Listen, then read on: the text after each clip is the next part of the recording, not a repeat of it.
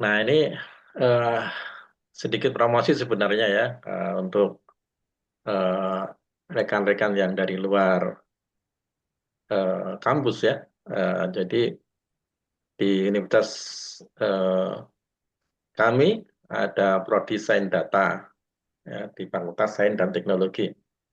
Eh, Mohon maaf, bisa kelihatan ya ini materi saya? Sudah, Bisa, Bapak. Pak. Nah, ya. Nah, Prodi Sains Data ini terus berkembang ya dari awal terus sampai sekarang perkembangannya pesat di tempat kami. Kemudian kami juga mengembangkan keilmuannya di data analis, machine learning dan sebagainya. Kemudian prestasi mahasiswa juga sudah banyak sekali. Kemudian dukungan dari dosen dan Sivitas Akademi sudah mulai dari S2 dan S3 ya tentunya, dan sudah ada di fakultas kami pengiriman ke luar negeri juga.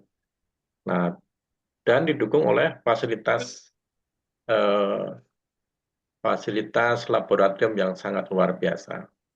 Maka dari itu, monggo untuk Bapak Ibu ahli eh, untuk merekomendasikan putra-putranya, kolega untuk bergabung bersama kami di UIN Raden Mas Said. Insya Allah berkah.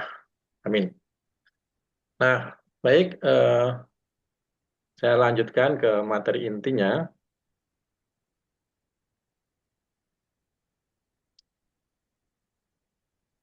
Nah, smart testing berbasis data science ya, membangun komputer adaptive test untuk rekrutmen dan pendidikan. Ini rekrutmen ini maksudnya rekrutmen SDM untuk perusahaan gitu ya, perusahaan bisa ya untuk rekrutmen CPNS dan sebagainya ya. Itu juga untuk pendidikan misalnya untuk eh, tes sekolah ya, tes mahasiswa dan dirancang secara strategis, aplikatif sekali dan tentunya bisa bernilai jual tinggi ini ya. Nah, untuk memancing permasalahan itu, maka kita harus bertanya dulu, ya, kenapa kita membangun itu ya, membangun aplikasi tersebut? Apa alasannya kan gitu ya? Kita membangun sesuatu kalau tanpa alasan kan rugi ya, gitu. Jadi harus tepat alasannya kenapa, permasalahannya bagaimana. Nah, pertanyaan yang timbul adalah kenapa semua peserta ujian dapat soal yang sama, padahal kemampuan kita kan berbeda-beda ya. Baik itu ujian CPNS, ujian sekolah, ujian CPNS dan sebagainya. Nah, semua soalnya sama itu, yaitu permasalahan sendiri. Kemudian yang kedua adalah bagaimana kalau tes itu hanya butuh 10 soal, tapi hasilnya setara 50 soal.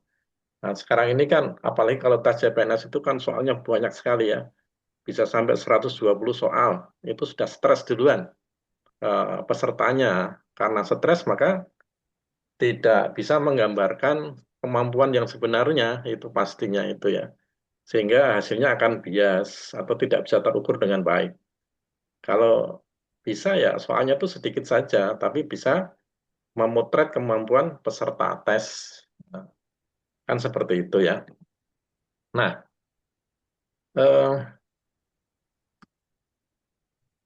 nah sehingga ini akan permasalahan ini ah, banyak di berbagai bidang ya. Yang pertama pendidikan ya. Tadi dikatakan bahwa soalnya itu cenderung sama ya. Nah, terjadi ketidakadilan antara peserta tes yang pinter dan yang kurang pinter gitu ya. Jadi soalnya itu sama antara siswa yang pinter dan yang kurang pinter itu. Begitu juga tempat mahasiswa, kalau ujiannya itu tesnya sama, mahasiswa itu kan ya ada yang pinter, ada yang kurang pinter gitu ya istilahnya. Itu nggak adil itu.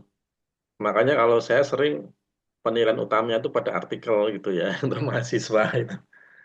Nah, eh, yang kedua, apakah nilai ujian benar-benar mencerminkan kemampuan mahasiswa atau siswa, atau hanya hasil dari soal yang tidak sesuai level? Nah, ini di Indonesia masih dipertanyakan ini hasil-hasil ujian ini, apakah benar mencerminkan kemampuan?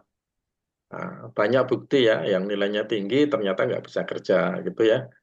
Yang nilainya sedang-sedang ternyata kerjanya bagus. Nah, itu artinya bahwa di dalam ujian itu terdapat bias, ya, bias kemampuan. Nah, itulah permasalahannya, itu ya. Begitu juga pada rekrutmen karyawan itu, apakah perusahaan membutuhkan kandidat terbaik, tetapi apakah tes yang sama untuk semua pelamar mampu mengidentifikasi talenta terbaik?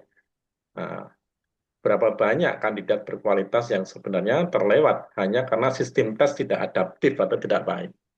Nah, ini permasalahan juga di perusahaan itu. Perusahaan tidak mudah mencari karyawan yang sesuai dengan kualitas yang dibutuhkan.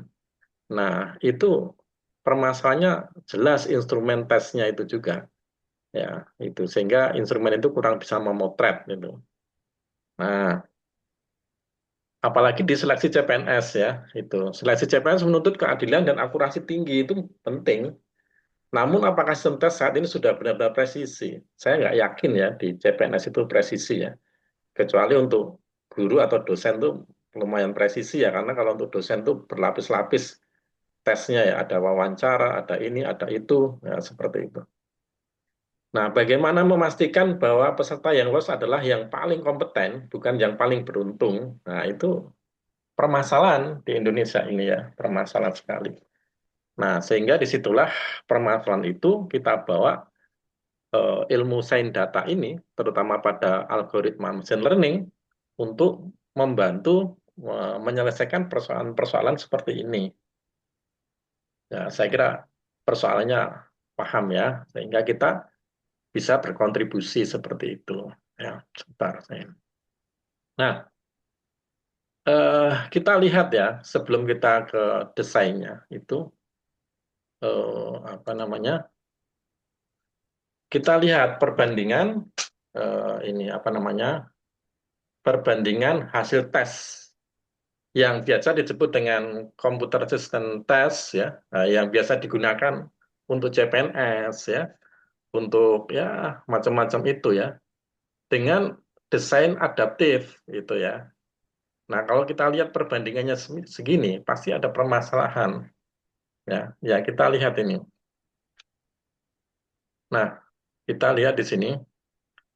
Eh, ini lihat grafik ini menunjukkan perbandingan hasil antara peserta tes yang menggunakan sistem CHAT dan metode konvensional ya. Terlihat bahwa CHAT menghasilkan skor yang lebih tinggi dan lebih stabil dibandingkan metode konvensional ya. Yang ini tuh konvensional ya. Ini lonjakannya tuh sangat tinggi-tinggi ini. Jadi konvensional tuh kalau eh, kita tes menggunakan komputer itu, tapi soalnya masih sama semua, itu tetap disebut walaupun komputer tapi modelnya tetap masih konvensional ya, walaupun itu paperless ya itu. Nah, ini hasil yang kita kembangkan itu ya. Itu lonjakannya nggak terlalu tinggi itu. Artinya apa? Performanya di sini jauh lebih bagus daripada di sini. Dan di sini pastinya bisa memberikan informasi tentang kemampuan peserta tes itu. Nah, ini yang kita inginkan. Ya, idealnya kalau yang diinginkan ya kecil-kecil ininya ya. Itu. Tapi begini sudah bagus ya. Sudah bagus sekali. Sehingga kita akan mendapatkan kandidat pegawai itu sesuai dengan yang kita inginkan. Itu. Nah, nah, disinilah letak gap-nya. Ya. Bagaimana kita membangun sebuah aplikasi supaya kebutuhan itu tercapai ya, tentunya secara real time. Ya, itu.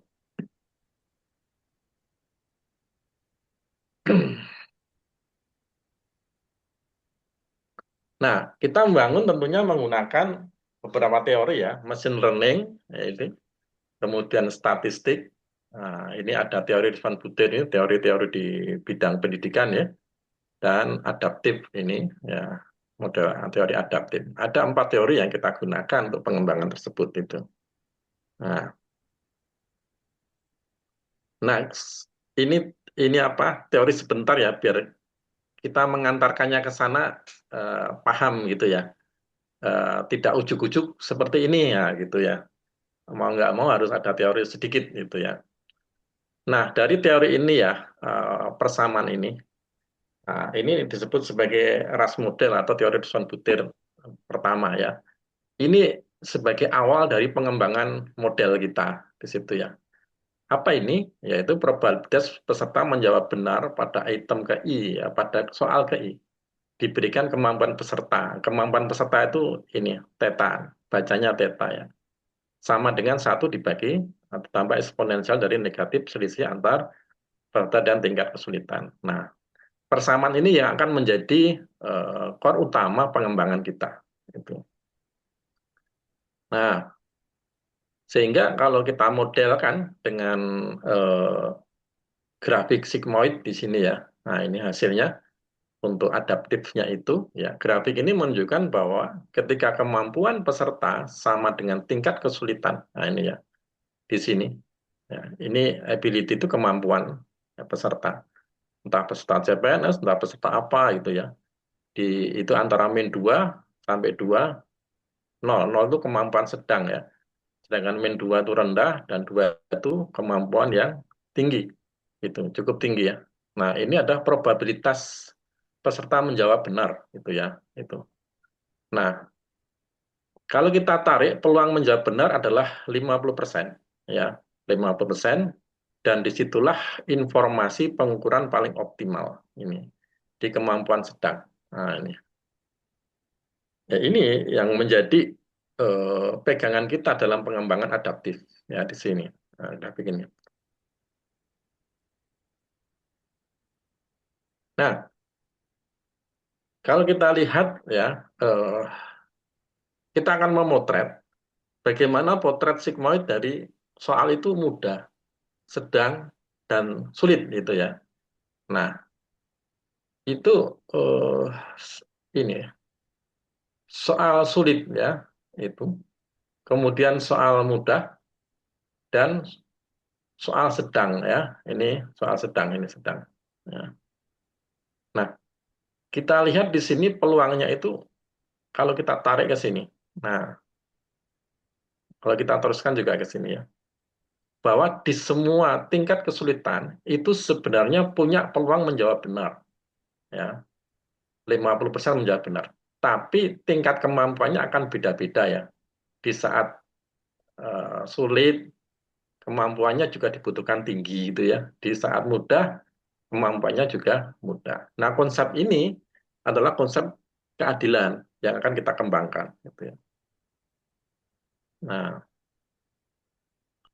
Nah, sehingga eh, grafik kita tunjukkan di sini adalah grafik penghentian sebuah tes ya. Nah, itu. Di mana kita harus menghentikan sebuah tes. Kalau tes konvensional, misalnya tesnya itu 20 gitu ya, tesnya itu 20 soal maksudnya. Maka mau tidak mau peserta tes itu akan menghabiskan butir soal itu, dikerjakan semuanya. Entah itu sulit, entah itu mudah, nah, itu pasti dikerjakan semuanya ya. Nah, kalau nggak dikerjakan ya berarti dianggap lewat ya, berarti dianggap salah gitu ya. Nah, kalau kita mengembangkan dengan adaptif ini, berarti kita harus berpikir bagaimana kita menyetop soal itu eh, supaya soal itu bisa memberikan informasi tentang kemampuan, sehingga tidak harus semua soal itu dikerjakan. Semakin sedikit soal itu bisa berhenti, artinya bahwa eh, semakin efisien eh, aplikasi ini, karena semakin sedikit soal berhenti, tentunya itu sudah memberikan informasi yang sangat valid. Ya, misalnya kita mempunyai bank soal itu 200 ya. Ternyata peserta soal itu hanya peserta soal itu hanya mengerjakan 15 soal. Ya. Kalau dengan konvensional mungkin bisa 40 soal baru terbaca kemampuannya. Ternyata dengan model ini hanya 15 soal itu sudah terbaca kemampuannya. Nah, itu sehingga akan efisien gitu ya. Nah, itulah menjadi dasar pengembangan kita juga. Nah, sehingga kalau kita ya ini untuk Bapak, Ibu, adik-adik mahasiswa ini namanya untuk pengetahuan ya, pengetahuan itu. Nah, siapa tahu nanti adik-adik mahasiswa ingin mengembangkan di bidang tes itu ya, tes untuk perusahaan dan sebagainya itu ya. Nah, ini kalau untuk Prof. Samsul ya sudah dilihat sebelah mata sudah tahu ini. Ya. Ya. Nah, begini, eh, ini adalah peserta tes ya. Nah, peserta tes ini input atau masukan butir soal ya dengan pola satu benar salah gitu ya. Kemudian model, modelnya tadi persamaan ras modelnya itu kita gunakan di sini ya untuk mencari peluang menjawab benar ya itu. Kemudian baru di sini estimasi. Nah, di sini kita menggunakan fungsi likelihood ya. Nah, di desain data tentunya kita sering belajar tentang likelihood ya. Likelihood itu seperti apa itu. Mungkin kalau untuk semester 2 belum ya. Mungkin semester 3 4 itu sudah dikenalkan dengan fungsi likelihood itu ya. Nah, ini untuk mencari nilai informasi tertinggi ya daripada soal itu. Nah, kemudian untuk estimasi kemampuan, nah kita menggunakan Argus ya, LTTA ini ini kemampuannya sehingga bisa menyeleksi kemampuannya itu. Nah, sehingga eh, untuk lebih teliti lagi itu ya, itu bisa digunakan eh, metode Bayesian ya, nah itu. Nah, ini di sains data juga pasti kita pelajari ya, Bayesian seperti apa itu ya, itu. Nah, kemudian baru kita masuk ke sistem pemilihannya ya. Nah, ini pemilihannya seperti apa? Ini kita belum masuk mesin learning-nya ya. Ini baru ini apa? Baru default-nya saja. Sehingga butir terpilih. Nah, di sini butir akan terpilih eh, yang soal itu memberikan nilai informasi tertinggi. Jadi soal itu bisa memotret kemampuannya. Itu akan terpilih dengan sendirinya. Ya. Nah, ini tentunya dengan persamaan-persamaan likelihood dan Bayesian tadi ya. Nah, ini. Nah, sehingga kalau sudah terpilih dikerjakan oleh siswa itu, ya sampai seberapa kemampuannya itu dideteksi sehingga diberhentikan dengan eh, ini apa dengan standar error measurement. Nah, errornya itu berapa? Kalau errornya sudah stabil gitu ya, nah, itu dia akan berhenti. Ya. Nah, berhenti itulah em, memberikan informasi tentang kemampuan siswa itu. Ya, ini gambaran ya, gambarannya itu. Nah, kemudian pertanyaannya, bagaimana implementasi algoritma machine learning dapat diintegrasikan ke dalam mekanisme pemilihan butir soal. Di dalam cat tadi kan ada pemilihan butir soal. Ke dalam estimasi kemampuan peserta. Nah, kemampuan peserta bagaimana dan pengendaliannya kesalahan bakunya atau standar errornya bagaimana. Jadi ada tiga. Di saat memilih butir soal, kemudian mengestimasi kemampuan siswa, ya, kemampuan peserta tes ya, entah itu sekolah, mahasiswa, atau di perusahaan gitu ya, dan pengendalian kesalahan standar errornya. Gitu.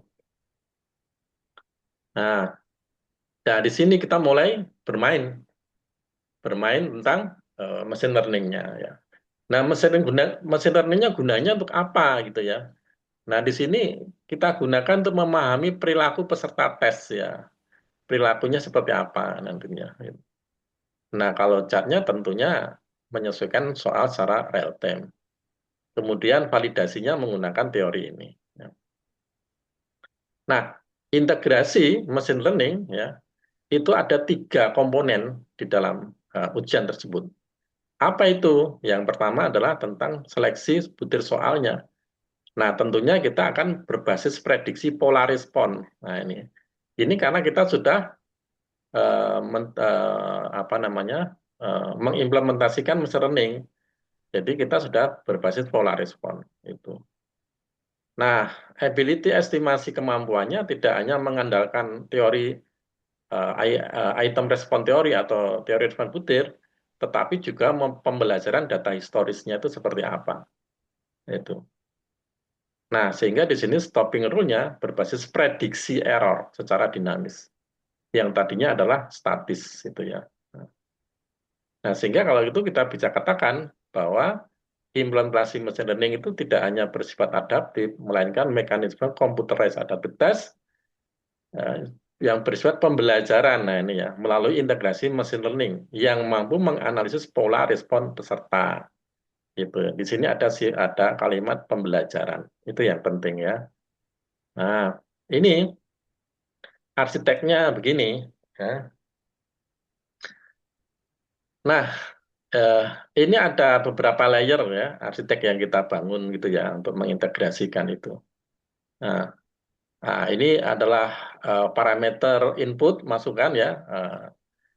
Ini kalau ini yang mahasiswa semester 1, 4 ya, ini sudah belajar ini ya tentang apa machine learning ya, tentunya paham ini ya. Nah, eh, ini kita masukannya itu bank soal ya. Kemudian di dalam soal itu ada parameter apa tingkat kesulitan soal, daya beda, daya tebakan semu gitu ya. Kemudian data respon siswa dan data historisnya itu. Kemudian eh, informasinya ke sini. Nah, disinilah pengembangan sains datanya ya di machine learning-nya itu. Ini processing layer teori respon butir itu tetap mengestimasi kemampuan. Nah, di sini machine learning-nya. Item selection menggunakan random forest ya, algoritma random forest. Nah, ini juga sudah dipelajari nih untuk mahasiswa semester 4 ya. Sudah sering menggunakan ini. Bahkan ada artikel yang under review pakai ini kemarin siapa itu. Nah, kemudian kita pakai juga gradient boosting untuk stopping rule-nya. Nah, itu. Nah, logistik regresi untuk validasinya ya, ini, atau memberikan insight-nya itu. Nah, dari sini kan tentunya random forest ini didukung oleh apa? Decision ini engine atau kita ini menggunakan algoritma tree ya. Nah, ini kan mendukung ini ya, mendukung ini. Nah, ini kan intinya itu apa ya? Kumpulan dari algoritma pohon ya, sehingga menjadi ini. Nanti kita lihat nanti. Sehingga dari sini ini yang mengeluarkan tidak hanya ini saja, tapi sudah terintegrasi dengan ini. Apa keluarannya? Skor kemampuan, standar error, laporan hasil siswa, visualisasi progres. Dalam bentuk apa? Learning management system, ya, tampilan soal adaptif, dashboard guru, feedback pembelajaran. Ya. Nah, ini sehingga menjadi sebuah aplikasi yang bisa digunakan baik untuk pendidikan ataupun perusahaan yang akan merekrut karyawan itu ya. Tinggal nanti instrumen tesnya itu seperti apa. Kita bangun di situ ya. Nah, eh, juga bisa sebenarnya ini sangat cocok untuk rekrutmen calon mahasiswa baru ya. Itu seperti itu. Tapi sayangnya di Indonesia itu belum berani menerapkan model ini ya. Itu karena saya tidak tahu ya mengapa Indonesia belum berani menerapkan model seperti ini. Yang mungkin ada satu dua tapi belum di generalisasi gitu ya. Nah, itu. Nah,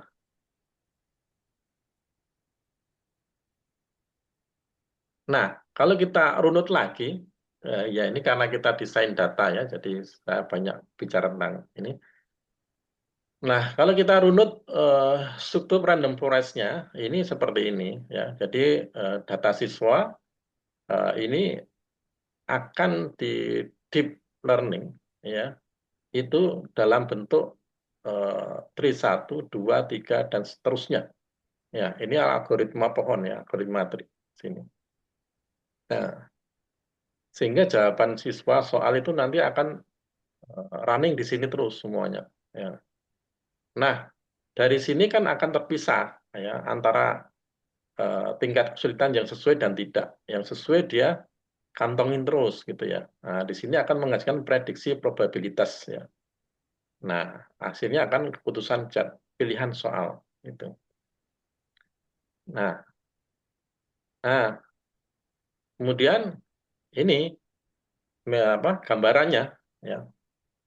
Ini input siswa ya menerima data sebagai input ya. Ini.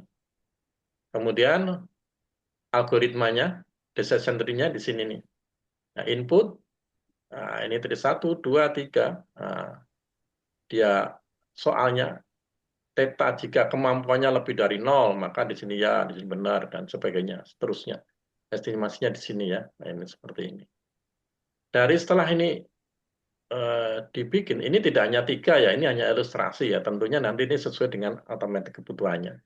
Bisa sampai 10, 20, 30 tadi ya, yang dibangun ke bawah. Kedalamannya bisa dalam, itu ya. Dalam. Ini juga sudah dipelajari ya, untuk mahasiswa kita di semester 4 itu, saya kira sudah saya berikan materi-materi seperti ini. Nah, kemudian dari situ kan setiap pohon menghasilkan prediksi ya, tri 1 apa benar atau salah, tri 2, tri 3, begitu ya. Nah, prediksi-prediksi itu dikumpulin gitu ya. Nah, baru di sini adanya voting ya. Hasil dari semua tri digabungkan menggunakan voting mayoritas jumlahnya. Nah, ini ternyata benarnya tuh dua tri misalnya begitu ya. Salahnya hanya 1. Nah, votingnya hasilnya ini. Pilih yang terbanyak ya di sini. Output akhirnya adalah ini ya, benar ya. Nah, probabilitasnya menjawab benar adalah 0,67. Nah, ini sudah ketemu probabilitasnya ya, tapi belum selesai sampai di situ ya, itu. Nah, ini penggambaran implemented langsung di dalam model pemodelan ya, itu. Sama ini inputnya. Kemudian ini kita ke decision tree random forest-nya ya, apa tree-nya begitu. Tadi yang seperti saya terangkan tadi ya. Nah, ini ke dalamnya itu bisa dalam ya. Ini hanya ilustrasi saja itu. Bisa ke bawah dalam itu. Gitu. Nah, kemudian Biasanya ini baru untuk membangun random forest-nya terbangun. Nah, kurang ini kurang. ini juga ke kanannya bisa panjang ya, bisa panjang gitu. Nah, kemudian voting pemilihan terbaik ya. Begitu. Nah, terus proses selanjutnya ya, pemilihan butir dan sebagainya dan sebagainya. Nah, itu. Sehingga nanti akan menghasilkan pemberhentian yang sesuai dengan kemampuan siswa ya. Nah, ini secara apa? Secara mudahnya ya. Ini respon peserta, update, hitung fitur item, random forest, bermain, pilih item terbaik, tampilkan soal, stopping, sudah memenuhi syarat atau belum, kalau belum dia balik lagi. Nah, ini pemrograman looping ya. Nah, looping. Nah, pemrograman juga sudah diberikan ya. Untuk semester 2 juga sudah belajar pemrograman itu. Nah, kemudian setelah kita gunakan apa namanya random forest ya, itu. Maka untuk stopping rule-nya kita gunakan ini algoritma gradient boosting ya itu. Jadi kita menggunakan 2 algoritma untuk pengembangan itu ya. Nah, ini digunakan untuk memprediksi nilai standar error. Kapan menghentikan ujian tersebut, maksudnya begitu ya. Nah, dengan berbagai fitur seperti kemampuan peserta, jumlah soal, dan pola respon. Nah, ini kemudian digunakan sebagai dasar untuk stopping atau aturan memberhentikan soal yang keluar. Sehingga sistem tidak hanya bergantung pada perhitungan statistik, ya, ini psikometri ya ini psikometri, tetapi juga memanfaatkan pembelajaran data untuk meningkatkan akurasi keputusan pemberhentian. Nah, ini simulasi gradient boostingnya seperti ini ya. Nah, input data untuk hampir mirip ya. Nah, itu. Nah, model pertama membuat prediksi SEM awal dulu, ya standar error measurement-nya itu diprediksi dulu ya. Prediksi. Kan biasa kita sering bermain data itu antara data tes dan data pembelajaran ya, atau learning-nya. Biasanya adalah 80-20 ya, 80%, 20% ya. Nah, di sini juga saya gunakan 80% untuk data pembelajarannya, itu ya, untuk gradient boosting-nya itu. Nah, ini setelah dihasilkan hitung error ya. Nah, di sini ya.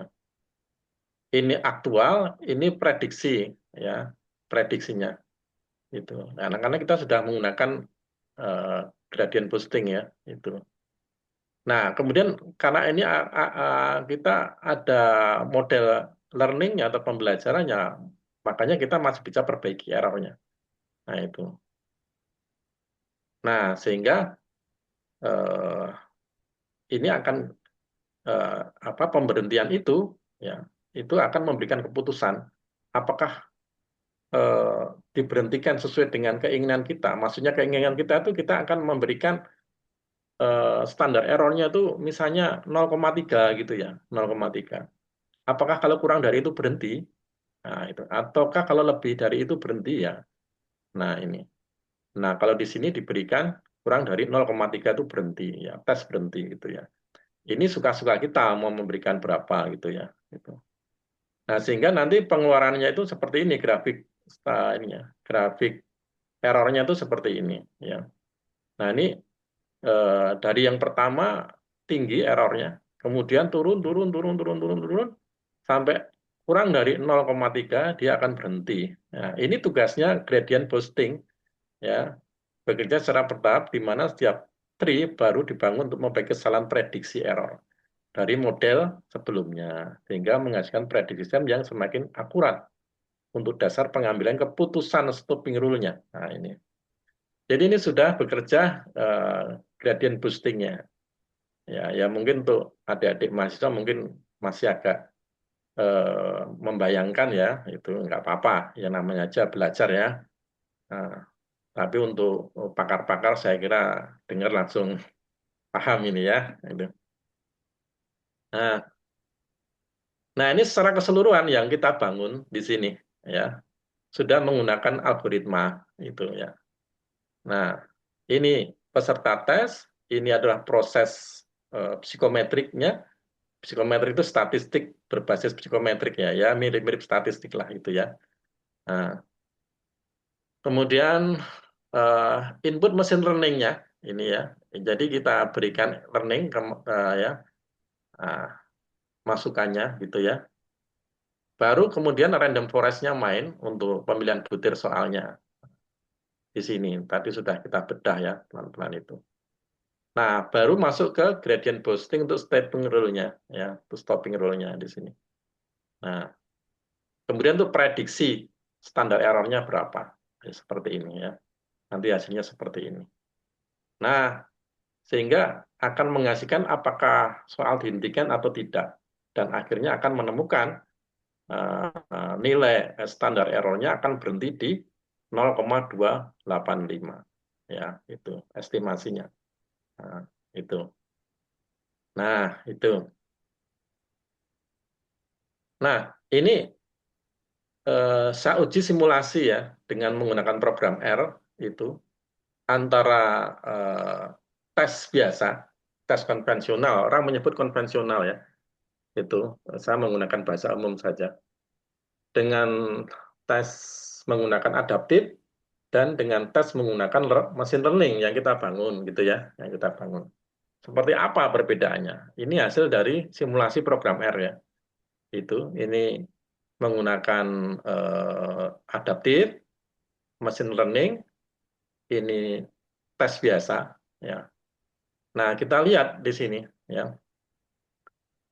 Ini hubungan antara eh, eh, kemampuan ya dan estimasi kemampuannya. Nah, yang non adaptif ya, yang ini ya non adaptif itu menunjukkan hubungan linear positif tapi penyebaran titik cukup lebar. Ya, ini penyebaran cukup lebar ya. Ini. Nah, nah semakin ke sini ya, ini ya di sini akan semakin dekat ya. Sehingga di sini chart ML paling baik ya menggunakan kemampuan sebenarnya. Begitu juga tentang pola sebaran estimasi ya. Nah,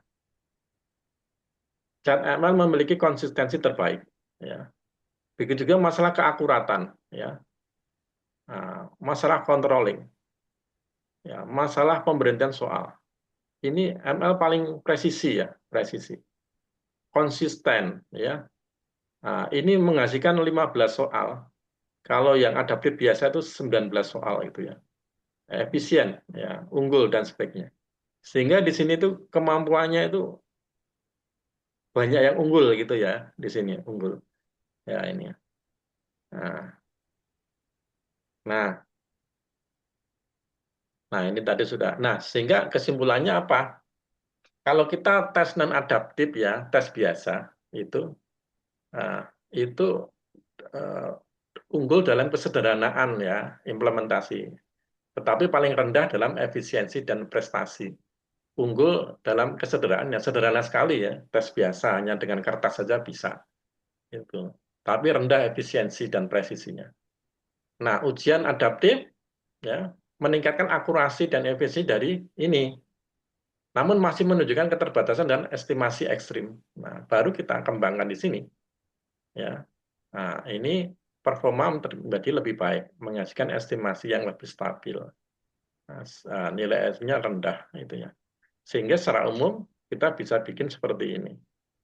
Cat dengan mesin learning itu akan lebih baik dengan adaptif biasa ya. Dan adaptif biasa itu akan lebih baik dengan tes konvensional ya. Nah, sehingga dengan bukti seperti ini, nah ini sebenarnya sudah saatnya Indonesia menerapkan model tes seperti ini ya. Ya, tapi saya juga nggak tahu ini Menteri Pendidikan kita belum melirik model-model seperti ini. Nah, ini next session ini bukan, ya bolehlah. Kalau ini baru saya kembangkan ya. Jadi Smart Hybrid Model Integrate Chat Machine Learning dengan CDM ya. CDM itu eh, kalau kita sebagai mahasiswa itu di dalam RPP itu ada CPL, CPL kemampuan itu ya. Eh, CPMK gitu ya. Bagaimana kita memotret CPMK? Kita punya beberapa banyak CPMK supaya mahasiswa itu atau peserta tes itu ketahuan CPMK mana yang eh, sudah dikuasai gitu ya. Tidak hanya nilai saja. Nah, ini gambaran saja ya. Ini yang sudah saya kembangkan itu dengan penguasaan teknologi CDM ya. Ini bisa mengetahui selain mengetahui kemampuan peserta tes juga bisa mengetahui kompetensinya. Kompetensinya itu di apa dari materi itu. Apakah CPMK 1, CPMK 2, CPMK 3 gitu ya. Nah, itu kalau di sekolah ya kompetensi 1, kompetensi 2, kompetensi 3. Kalau di perusahaan ya tentang kompetensi psikomotoriknya, tentang ini, tentang itu ya. Ini sudah bisa mengetahuinya. Nah, ini enggak begitu saya jelaskan ya, ini lebih banyak effort gitu ya. Gitu. Tapi kalau memang nanti ada yang mau bertanya akan saya jawab ya. Nah, ini eh, jadinya ya. Nah, ini jadinya tadi ya, hybrid teknologi smart yang terakhir kembangkan tadi untuk mengetahui kompetensi ya, kompetensi. Nah, sehingga kompetensi siswa ini ya di sini misalnya kita punya kompetensi 3 yang kita ujikan, dia akan tereksplorasi semua ya dan eh, kita tahu kompetensi mana yang unggul gitu ya itu. Nah, kompetensi mana yang dikuasai peserta, kompetensi mana peserta yang belum menguasainya. Nah, gitu ya, seperti itu. Nah, itu gambarannya. Nah, eh, nah di sini dari situ kita bisa menyimpulkan bahwa keilmuan program studi desain data itu unggul untuk mengintegrasikan statistik pemrograman, machine learning, dan membangun sistem cerdas ya, seperti komputer adaptasi. Nah, implementasi ini menunjukkan bagaimana data dapat diolah menjadi keputusan otomatis yang meningkatkan kualitas evaluasi. Nah, keilmuan sains data juga dapat diterapkan pada berbagai bidang seperti pendidikan, kesehatan, bisnis, dan industri digital. Itu. Hal ini menjadikan lulusan sains data memiliki kompetensi yang relevan, inovasi, dan sangat dibutuhkan pada transformasi digital. Ya, oke. Ini saya tunjukkan sebentar simulasi di R-nya ya. Semoga R-nya jalan ya.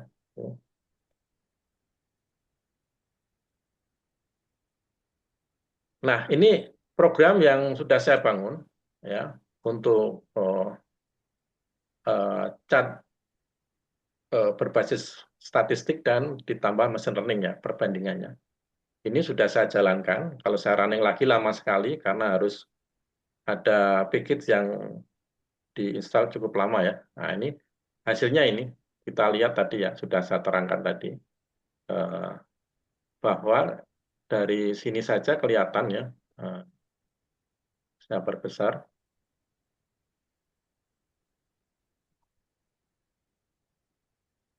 Nah, kalau ini tadi sudah kita terangkan ya performanya. Nah, dari sini kita bisa lihat nih, eh, ini adaptif biasa ya. Yang ini pakai mesin learning.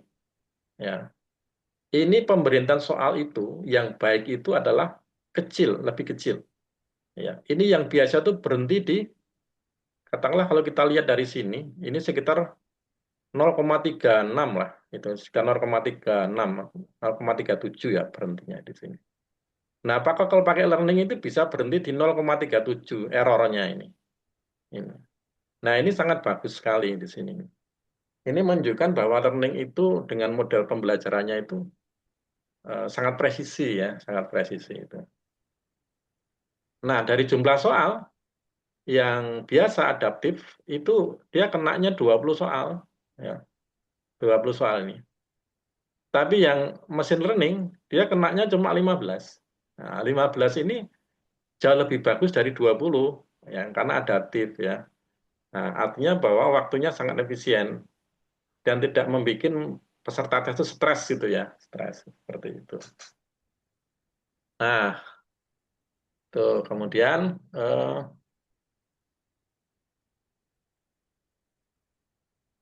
simulasi webnya coba ini saya lihat dulu di sini.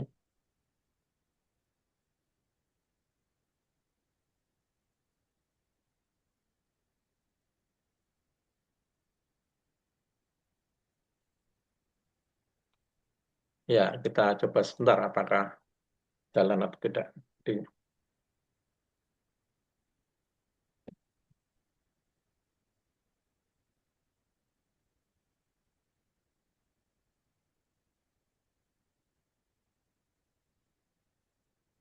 Nah, ini ya bisa dilihat ya eh, simulasinya menggunakan ini saya bangun R, terus saya aktifkan sini R-nya sehingga menjadi sebuah website ya.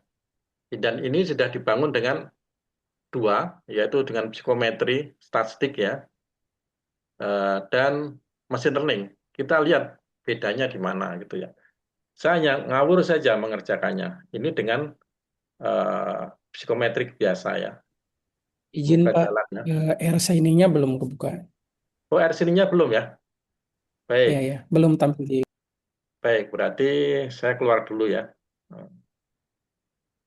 Baik, saya keluar dulu di sini.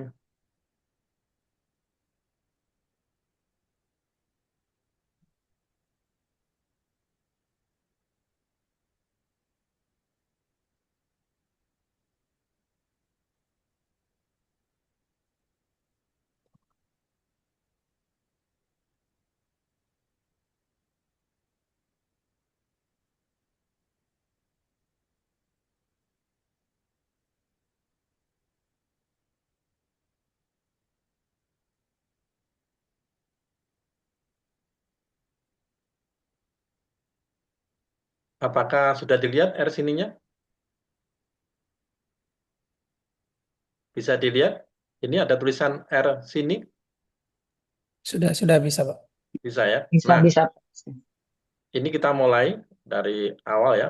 Kita pilih ya adaptif biasa ya. Saya ngawur saja ini ya. Soalnya dia dapat berapa? Dapat 20 soal ya. Ya, ini 20 soal. Tanpa mesin learning itu. Sekarang kita pakai yang machine learning. Saya juga ngawur saja. Dapat berapa ini? Dapat 15 soal. Ya.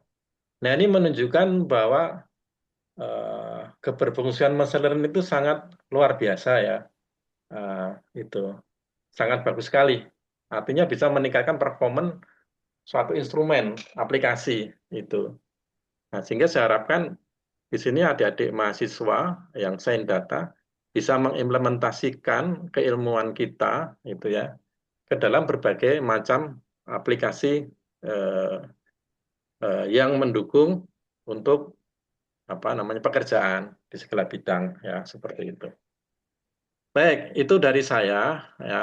Eh, eh, Terima kasih eh, atas waktunya. Monggo kalau saya kembalikan dulu ke moderator ya.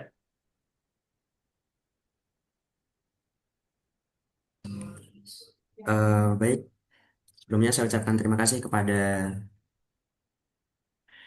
Bapak Aji atas materinya yang sangat luar biasa sekali.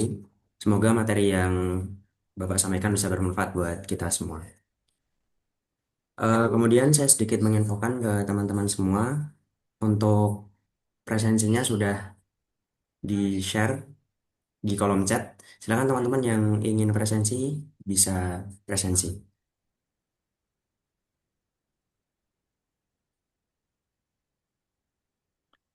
Ya, sambil jalan saya mengucapkan selamat datang juga kepada senior kita yang pertama Bapak Heri Setiatna. Terima kasih Pak Dr. Heri atas kehadirannya. Eh, Beliau ahli di bidang pendidikan juga. Terima kasih Pak Heri. Kemudian juga Ibu Desi, Ibu Dr. Desi ya, ahli statistik beliau di Universitas Negeri Surabaya ya. Eh, Terima kasih Ibu Desi. Kemudian Hendra, ini Hendra, kayaknya Hendra ini ya, Mas Hendra. Mas Hendra ini dokter juga, bidang keahlian matematika, ya matematika. Beliau dosen di Sulawesi ya. Terima kasih ini ahli-ahlinya pada muncul ini, pada muncul dan beberapa yang tidak bisa saya sebutkan ya. Terima kasih atas kehadirannya itu untuk menambah kasanah keilmuan di prodi kami. Terima kasih. Monggo saya kembalikan ke moderator. Baik. Eh, Baik teman-teman, kita masuk ke sesi berikutnya yaitu sesi tanya jawab. Bagi teman-teman yang ingin bertanya atau merasa kurang ada hal yang kurang difahami, bisa ditanyakan ke Pak Aji. Silakan bisa raise hand ataupun ditulis di kolom chat. Silakan. Pertanyaan tidak harus yang tinggi ya, yang sederhana pun boleh itu ya. Jadi jangan teman-teman adik-adik mahasiswa boleh bertanya apa saja boleh ya. Jadi santai saja ini. Karena ini kan belajar ya bersama-sama. Monggo kami persilakan.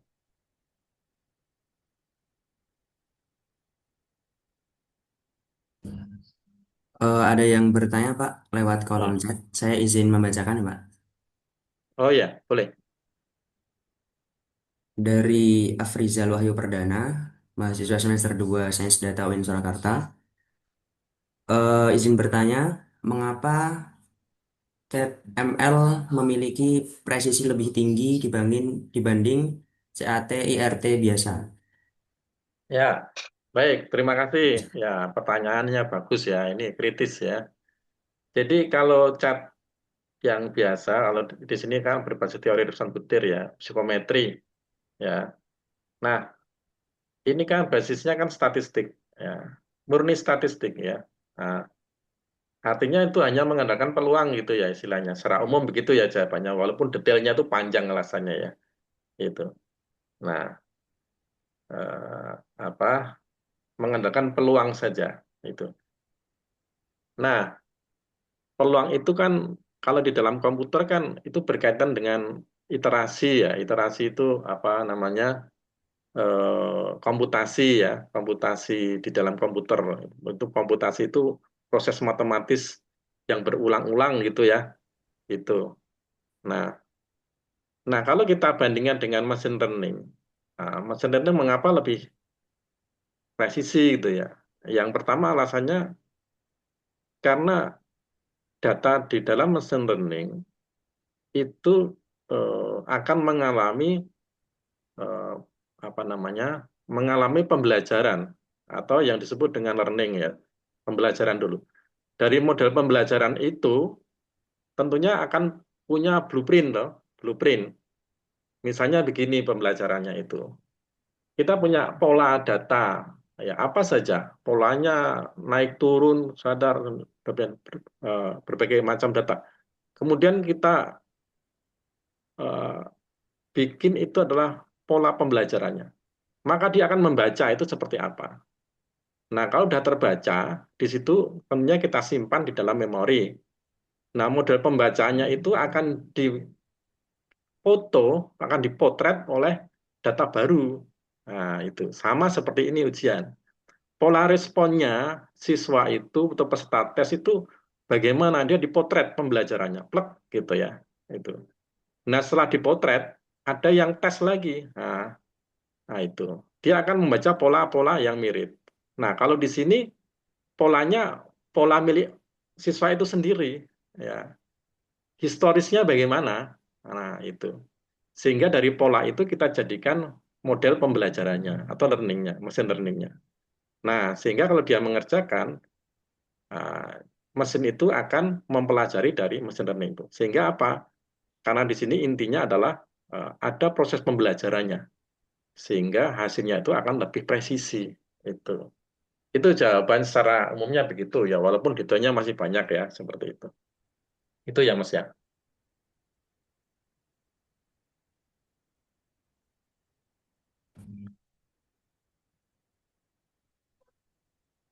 Ya, silakan kok ada lagi. Eh, apakah ada teman-teman yang ingin bertanya lagi? Silakan.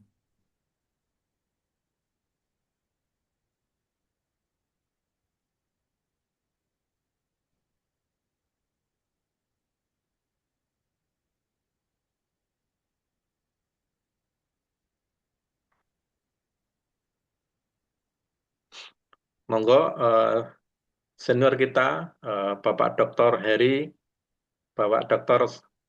Kolonel Samsul Arifin, Ibu Desi, ahli-ahli pakar-pakar, kandidat-kandidat profesor beliau-beliau ini untuk eh, memberikan keilmuannya atau ya semacam saran-saran lah seperti itu. Hendra juga beliau ini dosen di Sulawesi, ahli matematika ya, itu.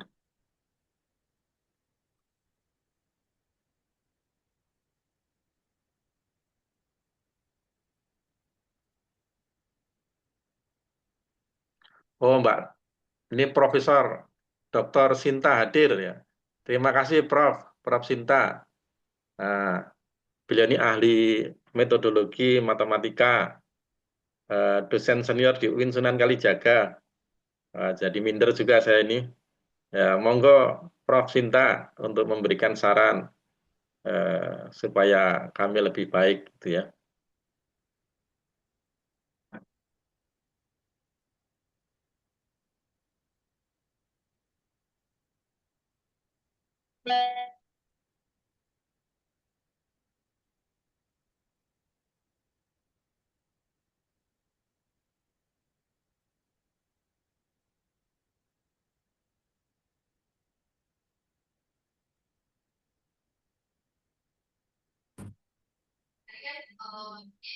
Bagaimana teman-teman? Apakah masih ada yang ingin ditanyakan?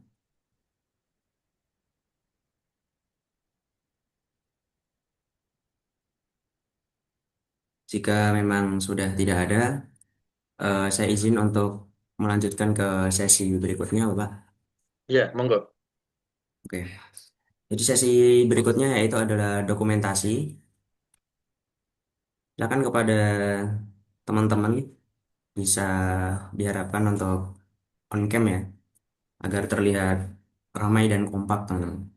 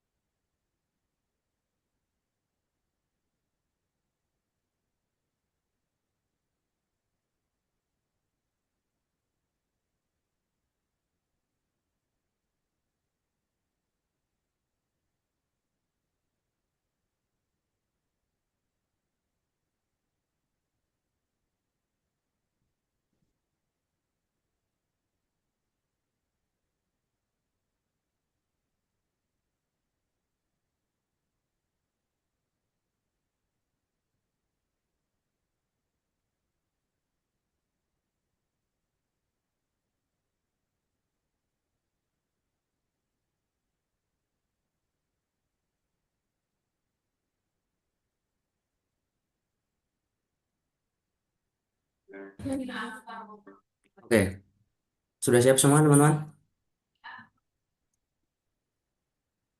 Tadi ada sedikit kesalahan. Oke, siap ya? Saya Babray. 1, 2, 3. Oke, 1, 2, 3. Oke, terakhir. Sekali lagi. 1, 2, 3. Oke. Oke, terima kasih teman-teman atas partisipasinya di sesi dokumentasi ini. Baik, tak terasa kita udah sampai di penghujung acara kita. Dan sebelum saya tutup, saya ingin mengucapkan terima kasih sekali lagi kepada teman-teman semua, khususnya kepada Pak Aji dan juga Bu Rizky dan yang lainnya atas partisipasinya dalam acara ini. Semoga apa yang kita dapatkan pada workshop kali ini bisa bermanfaat buat kita semua dan bisa kita aplikasikan ke depannya. Saya selaku moderator pada acara workshop kali ini, mohon maaf apabila selama saya berbicara di sini memiliki kesalahan. Saya mohon maaf yang sebesar-besarnya. Sekali lagi, terima kasih kepada semuanya. Saya Aufa Muhammad Fatin pamit undur diri sekaligus menutup acara ini. Wassalamualaikum warahmatullahi wabarakatuh. Waalaikumsalam warahmatullahi wabarakatuh. Ya, satu lagi. Waalaikumsalam warahmatullahi. Terima kasih Pak Aji. Terima kasih, Bang.